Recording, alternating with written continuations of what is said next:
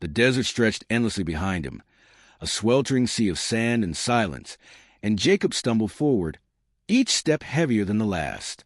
His heart pounded, not from thirst or fatigue, though both gnawed at him, but from a knowledge that he had left everything he knew behind. His homeland, the voice of his father, the warmth of his mother's love, all of it now lay buried under dust and regret.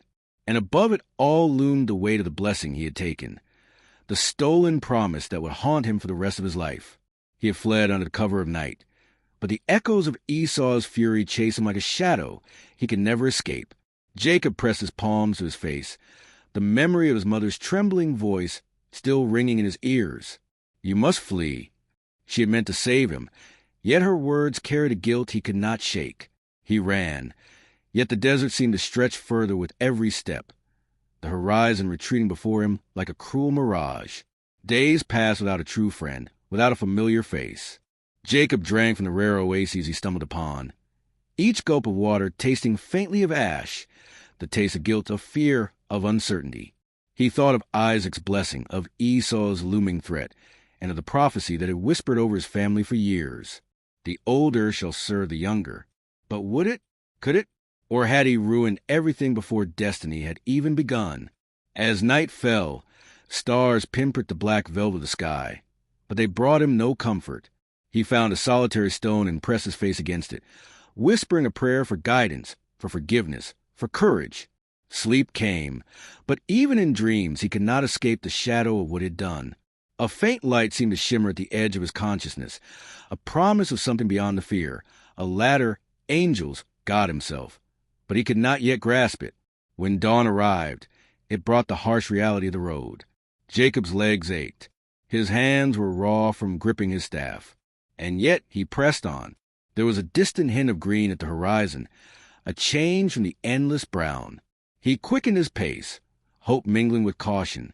The desert eventually gave way to rolling hills dotted with small settlements, and in the distance he saw a well. The well stood at the edge of a village, surrounded by flocks and women drawing water.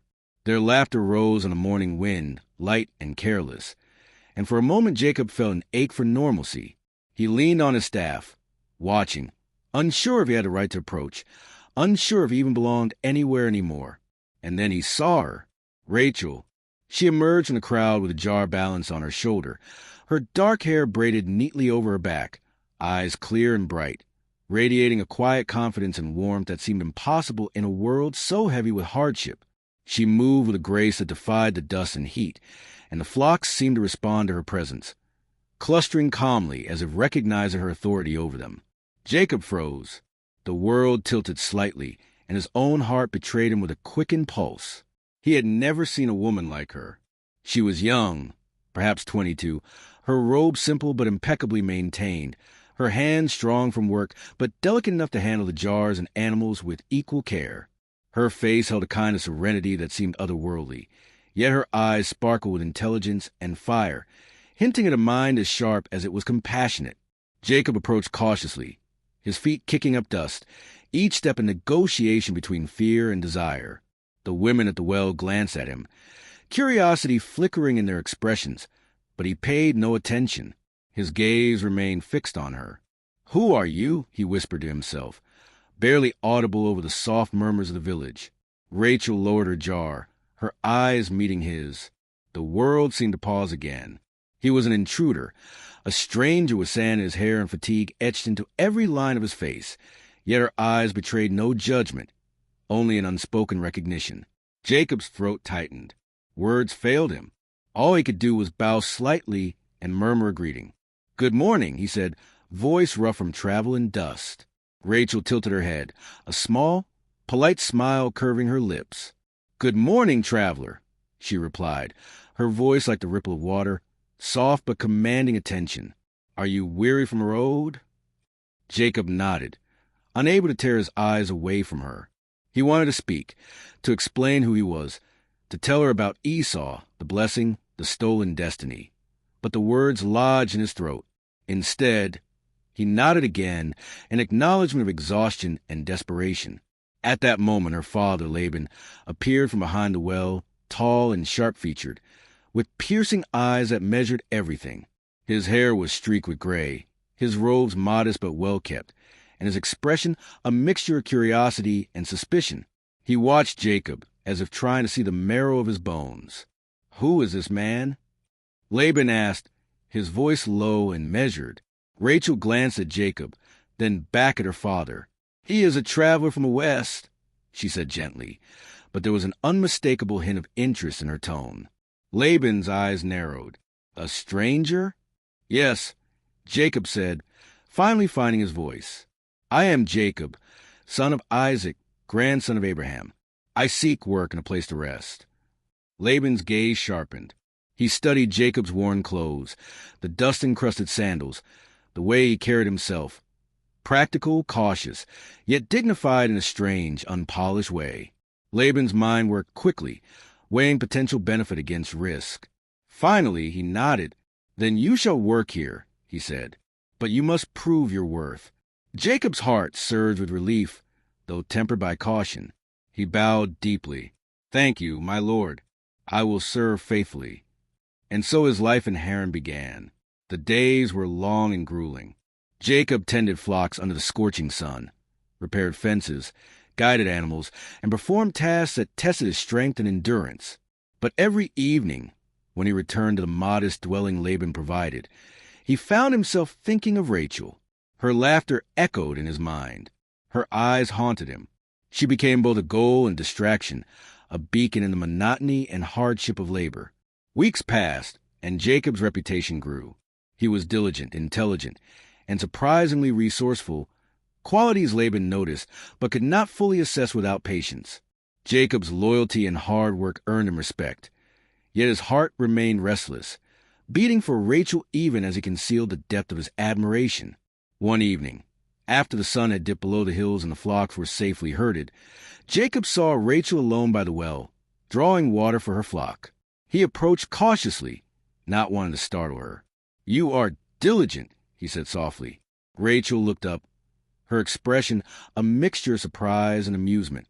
"And you are observant," she replied. Jacob hesitated, searching for the right words. "I have traveled far," he began. "I have seen hardship, fear, and uncertainty. Yet you make this place seem lighter somehow." Rachel's eyes softened, but she looked away, cheeks flushed with color that reminded Jacob of sunset skies. "We all carry burdens," she said gently, "but we must tend what is ours and trust what is greater than ourselves." Jacob nodded, words failing him again. Her wisdom, her calm, her gentle fire, it stirred something in him deeper than admiration. It was longing, a recognition of destiny he had not yet understood. Days turned to weeks, weeks to months, and Jacob continued to labor under Laban's watchful eye. Laban, cunning and calculating, began to test Jacob's loyalty and patience. Assignments became more challenging, tasks more demanding. Yet Jacob endured, driven not only by survival but by the quiet, persistent hope of earning Rachel's heart. And then one evening, Laban summoned Jacob. His voice was measured, almost neutral, but his eyes glittered with calculation. "Jacob, your work is appreciated, but to truly prove yourself, you must take my daughter in marriage." Jacob's heart leapt and sank simultaneously. His entire being ached for Rachel, yet the weight of labor, loyalty, and tradition pressed upon him. "I will serve faithfully, my lord," he said, bowing, "and I will honor your word." Laban nodded, a subtle smile playing across his lips. "Then your service will continue, 7 years for Rachel." 7 years. Jacob's mind reeled at the promise and the cost. He bowed again, hiding the tumult within. It will be done. That night, under the blanket of stars, Jacob knelt alone, pressing his face to the stone where he often prayed. "Lord," he whispered, voice breaking, "you have brought me here. You have set this path. I do not understand all, but I will walk it. Protect her. Protect us. Let destiny be fulfilled." Somewhere nearby, Rachel slept, unaware of the dreams and prayers of the man who would become her husband, unaware of the devotion that had taken root silently but irreversibly in his heart. And in the quiet of the night, Jacob felt a shift, not in the land, not in the people, but in himself.